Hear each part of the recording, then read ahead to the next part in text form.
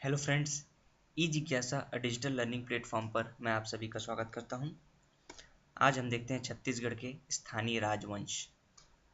स्थानीय राजवंशों में देखेंगे हम राजर्षि तुल्यकुल वंश, नलवंश, शरभपुरी वंश, पांडुवंश, सोमवंश, नागवंश, काकती वंश, कलचुरी वंश, फिर मराठा शासन।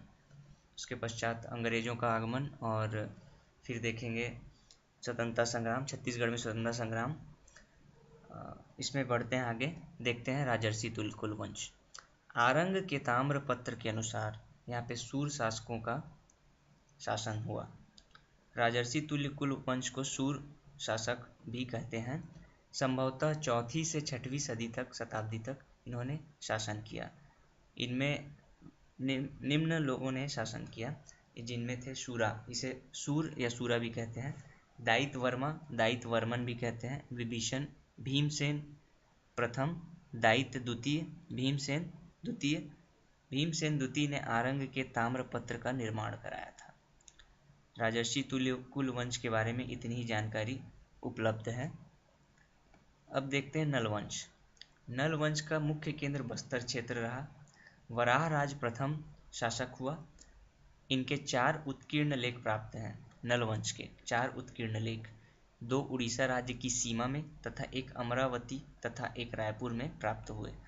आरडेगा जो कोंडा गांव में है, यहाँ से नलवंशी सिक्के प्राप्त हुए। भवदत्त वर्मा का रिद्धिपुर ताम्रपत्र, अर्थपति का केसरी बेड़ा ताम्रपत्र एवं विलास तुंग का राजिम शिलालेख प्राप्त हुआ है। नलवंश की राजधानी पुष्करी भोपालपट्टनम थी। नल नामक शासक के कारण इनका नाम नलवंश पड़ गया। प्रमुख शासक क्रम से देखें तो वराहराज, भवदत्त वर्मन, अर्थपति स्कंदवर्मन, विलासतुंग और भीमसेन। भीमसेन संभवतः अंतिम शासक हुए। वाकाटकों से इनका संघर्ष हुआ नलवंशों का। संभवतः सोमवंशियों ने नलवंश शासन समाप्त किया। प्रसिद्ध मंदिर राजीव लोचन मंदिर, जो कि राजिम में स्थित है, इसका निर्माण विलासतुंग ने करवाया। ये रहे नलवंश। अब देखते हैं शरभपुरी वंश। इनके संस्थापक शरभ राज थे। इन्हें अमरार्य कुल भी कहा जाता है। भानुगुप्त के एरण अभिलेख और सुदेव राज का कंवाताल अभिलेख से जानकारी प्राप्त होती है। इनके प्रमुख शासक थे शरभ राज, नरेंद्र, प्रसन्नमात्र, जयराज, सुखदेव राज, प्रवर राज और व्याघ्र राज। व्याघ्र राज अंतिम शासक हुए। प्रसन्नमात्र ने प्रसन्नपुर नगर की स्थापना की तथा स्वर्ण एवं चांदी के पानी चढ़े सिक्के चलवाए। ये रहे शरभपुरी वंश। अब पांडुवंश। इनके संस्थापक उदयन थे। इसके पश्चात इंद्रबल ने शासन किया, फिर नन्नराज ने, फिर महाशिव तीवरदेव शासक हुए। इन्होंने सकल कोसलाधिपति की उपाधि धारण की। नन्नराज द्वितीय हुए। इन्होंने कोसल मंडलाधिपति की उपाधि धारण की। इसके पश्चात हर्षगुप्त। हर्षगुप्त ने रानी वासटा से विवाह किया। इनका पुत्र हुआ महाशिवगुप्त बालार्जुन। इन्होंने बचपन में ही धनुर्विद्या में पारंगत हासिल कर लिया, इसलिए इन्हें बालार्जुन कहा जाता है। ये एक महान शासक हुए। इनके युग को स्वर्ण युग कहा गया। महाशिवगुप्त के शासन में ह्वेनसांग ने छत्तीसगढ़ की यात्रा की और इसे कियासलो नाम से उल्लेखित किया। लक्ष्मण मंदिर, जो कि सिरपुर में स्थित है, यह एक विष्णु मंदिर है। इसका निर्माण रानी वासटा ने पति हर्षगुप्त की स्मृति में कराया। ये पांडुवंश के महत्वपूर्ण तथ्य थे। अब देखते हैं सोमवंश और बाणवंश। सोमवंश के संस्थापक सिंहराज थे।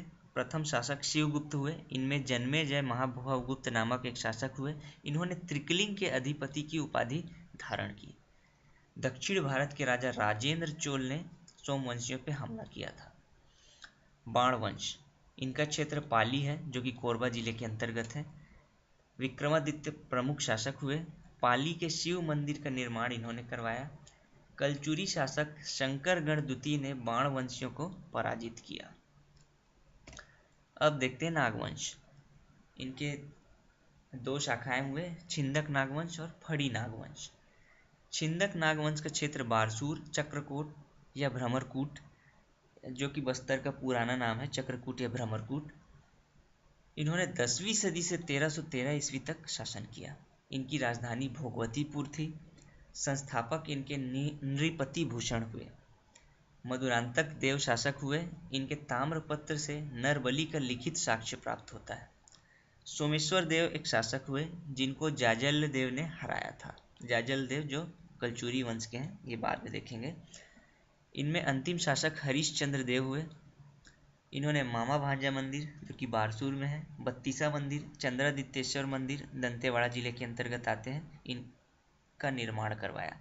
हरिश्चंद्र देव को हराकर काकती वंश के चालुक्य अन्नम देव ने शासन किया।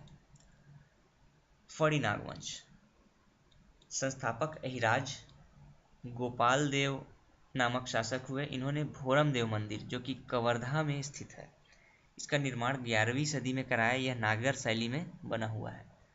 रामचंद्र देव शासक ने मड़वा महल या दुल्हा देव मंदिर का निर्माण कराया 14वीं सदी में, यह भी कवर्धा में स्थित है। रामचंद्र देव ने कलचुरी राजकुमारी अंबिका देवी से विवाह किया। इनका क्षेत्र कवर्धा रहा। ये रहे नागवंशी। अब आते हैं काकती वंश पे। चालुक्य अन्नम देव ने इसकी स्थापना की। इन्होंने चालुक्य अन्नम देव ने दंतेश्वरी मंदिर दंतेवाड़ा में स्थित है, यह प्रसिद्ध मंदिर है, इनका निर्माण कराया। इसके पश्चात पुरुषोत्तम देव शासक हुए। इन्होंने बस्तर में रथ यात्रा, गोंचा पर्व और दशहरा की शुरुआत कराई। यहाँ का दशहरा विश्व प्रसिद्ध है जो कि बहुत लंबे समय तक चलता है। दिक्पाल देव शासक हुए। चक्रकोट से बस्तर राजधानी इन्होंने स्थानांतरित की।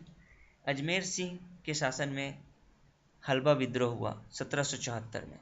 महिपाल देव के शासन के समय परलकोट विद्रोह हुआ 1885 में। रुद्र प्रताप देव के समय भूमकाल विद्रोह हुआ 1910 में। रुद्र प्रताप देव ने जगदलपुर को चौराहों का शहर बनवाया। प्रफुल्ल कुमारी देवी छत्तीसगढ़ की एकमात्र महिला शासक है। 1922 में इन्होंने शासन किया।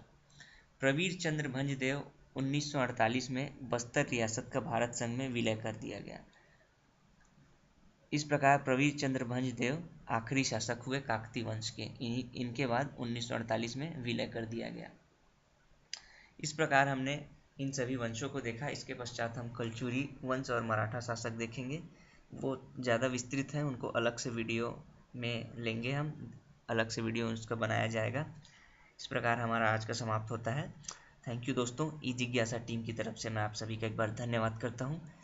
आप अपने मेल, सुझाव, क्वेश्चंस, डाउट ejigyasa@gmail.com पर सेंड कर सकते हैं। हमारा फेसबुक पेज है ई जिज्ञासा, इस पे कमेंट्स करें, इसे अधिक से अधिक शेयर करें, सब्सक्राइब करें ताकि अधिक से अधिक लोगों तक पहुँचे।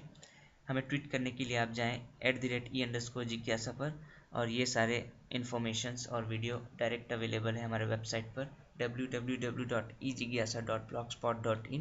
आपके सुझाव, डाउट्स, क्वेश्चंस का हमें बेसब्री से इंतज़ार रहेगा दोस्तों। धन्यवाद दोस्तों।